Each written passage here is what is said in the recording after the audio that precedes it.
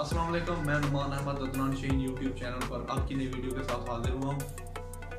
दोस्तों, इंसान कभी भी ज़िंदगी में नाकामयाब उस वक्त तक नहीं होता जब तक वो अपने आप को अपनी नफ्सी ख्वाहिशात के स्पोर्ट नहीं कर देता। जो इंसान खुद को अपनी नफ्स की ख्वाहिशात के स्पोर्ट कर देता है, यानी कि अपनी ख्वाहिशात का गुलाम और आरी हो जाता है, वो इंसान ज़िंदगी में कभी कामयाब नहीं हो सकता।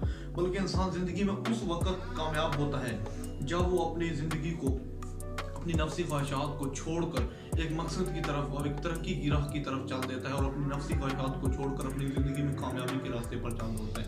तो उस इंसान उस वक्त नहीं हारता जिस वक्त वो अपने आप को लाचार और बेबस महसूस करता है।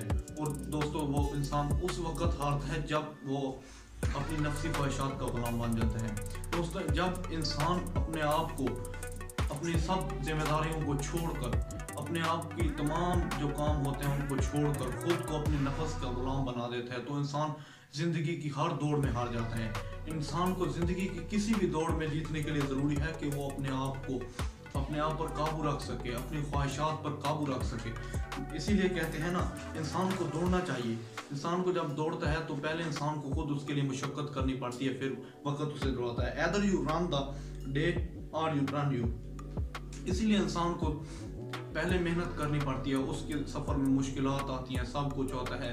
लेकिन जब इंसान उस सफ़र को तय कर लेता है, अपनी मंजिल के करीब पहुंच जाता है, तो वक्त उसे दौड़ाता है, उसे कामयाबी की राह की तरफ ले जाता है। इंसान को कभी भी ज़िंदगी में अपने नफ्स का गुलाम नहीं बनना है।